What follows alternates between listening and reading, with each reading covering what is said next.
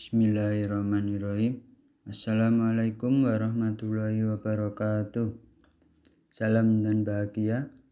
Pertama-tama mari kita panjatkan puji syukur atas kehadirat Tuhan Yang Maha Esa yang telah memberi kita nikmat kesehatan sehingga kita dapat mengikuti aktivitas pembelajaran pada hari ini.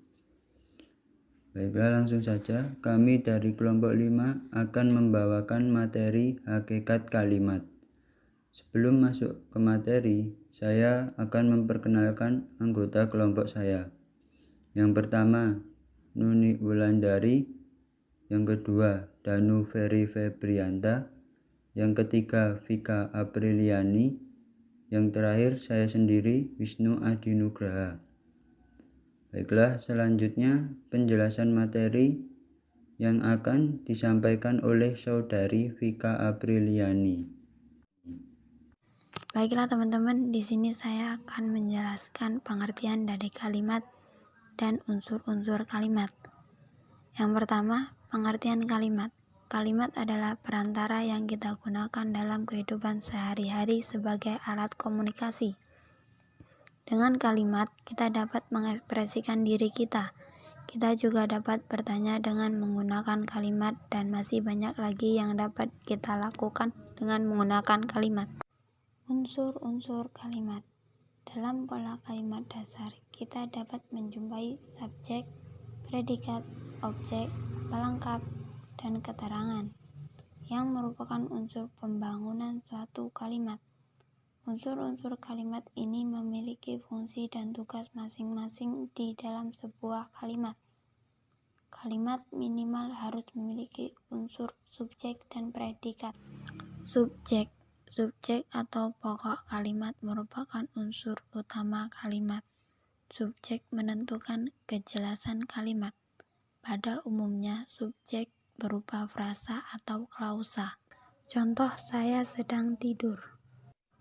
Predikat merupakan konstituen pokok yang disertai konstituen subjek di sebelah kiri, dan jika ada konstituen objek, pelengkap, dan keterangan wajib di sebelah kanan. Predikat biasanya berupa sebuah frasa verbal atau frasa adjektifal. Contoh, ayahnya guru matematika. Objek adalah konstituen kalimat yang kehadirannya dituntut oleh predikat yang berupa verba transitif pada kalimat aktif. Objek biasanya berupa nomina atau frasa nominal. Contoh, Adi mengunjungi Pak Rutam.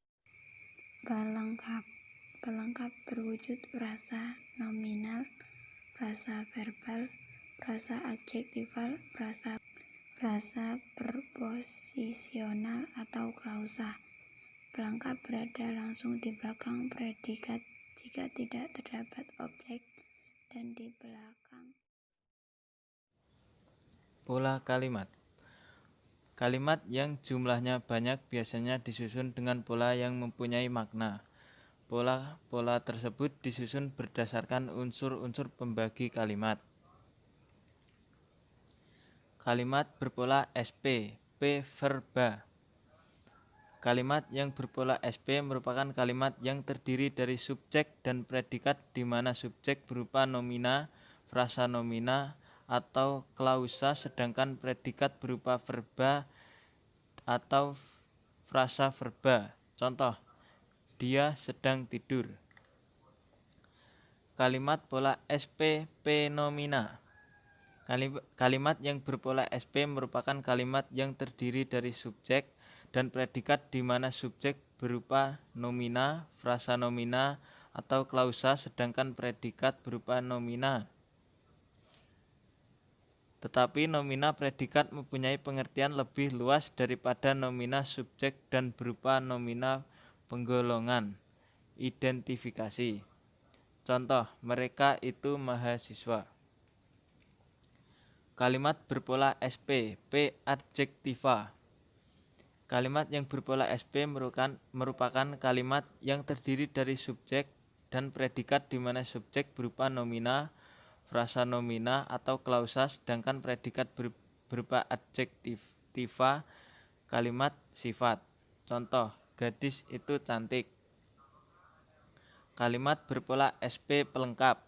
Kalimat yang berpola SP pelengkap merupakan kalimat yang terdiri dari subjek, predikat, dan pelengkap di mana subjek berupa nomina atau kata benda.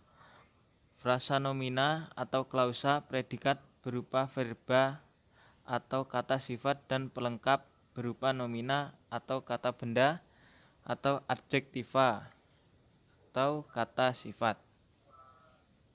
Contoh, paman membuat lukisan.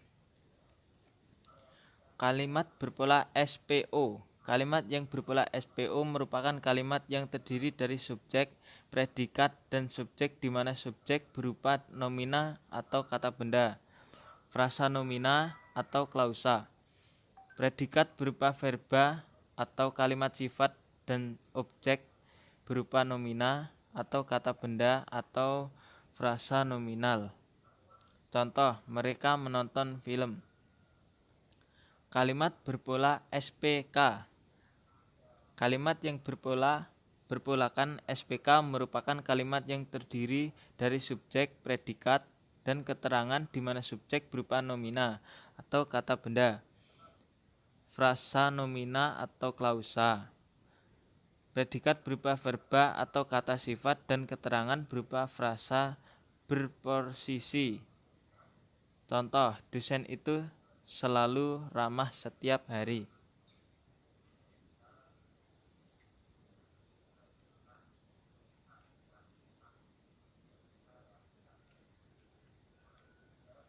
Kalimat berpola SPOK.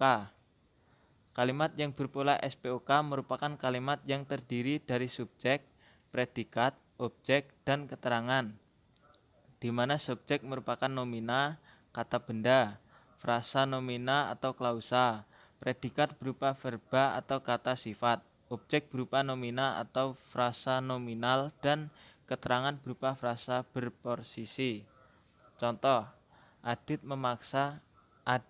memasak di dapur kemarin siang. Kalimat berpola SPO pelengkap. Kalimat dasar yang mempunyai unsur subjek, predikat, objek, dan pelengkap. Subjek berupa nomina, kata benda, atau frasa nominal.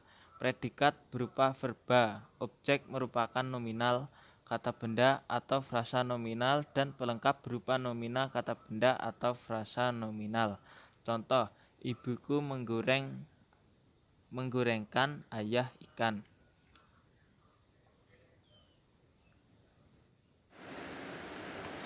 Baik, saya akan menjelaskan materi yang berikutnya, yaitu jenis kalimat.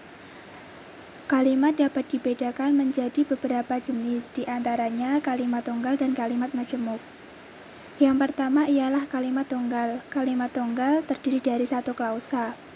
Karena terdiri dari satu klausa yang unsurnya subjek dan predikat yang serba tunggal, maka kalimat ini disebut kalimat tunggal. Kalimat tunggal dapat dibagi menjadi 4 jenis, yaitu yang pertama yaitu kalimat nominal. Kalimat nominal ialah klausa yang predikatnya terdiri dari kata atau frasa golongan nominal. Contoh, ia dokter. Yang kedua yaitu kalimat adjektival.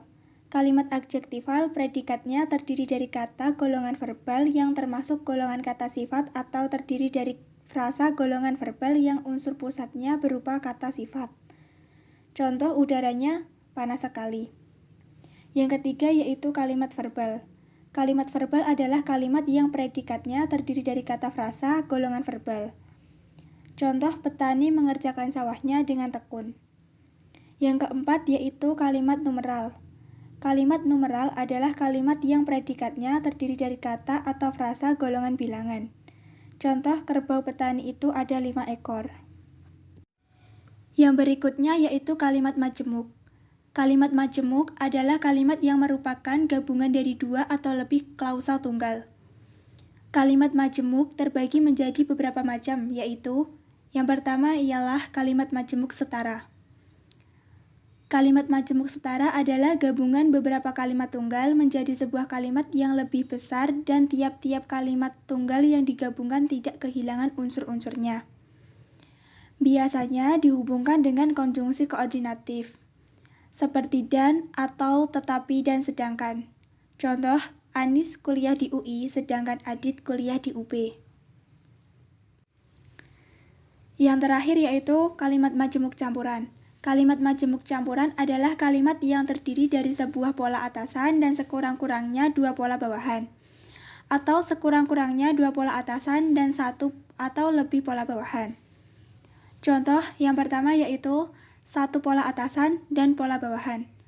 Kami telah menyelesaikan sebuah malam kesenian yang dimeriahkan oleh para artis ibu kota, serta dihadiri pula oleh pembesar kota. Contoh yang kedua yaitu satu pola atasan dan satu atau lebih pola bawahan. Bapak menyesalkan perbuatan itu dan meminta kami agar kami berjanji tidak akan mengulangi kesalahan-kesalahan yang sama, yang dapat merugikan nama baik dan kedudukannya. Materi yang selanjutnya akan disampaikan oleh Wisnu. Baik, di sini saya akan melanjutkan materi dari Saudari Nuni Wulandari. Kalimat efektif. Kalimat efektif adalah kalimat yang memiliki kemampuan menimbulkan gagasan atau pikiran pada diri pendengar atau pembicara. Syarat-syarat kalimat efektif yaitu: 1. Secara tepat dapat mewakili gagasan atau perasaan pembicara atau penulis. 2. Sanggup menimbulkan gagasan yang sama tepatnya dalam pikiran pendengar atau pembaca seperti yang dipikirkan oleh pembicara atau penulis. Sebuah kalimat efektif memiliki ciri-ciri khas, yaitu kesepadaan struktur, keparalelan bentuk, ketegasan makna, kehematan kata, kecermatan penalar, dan kepaduan gagasan.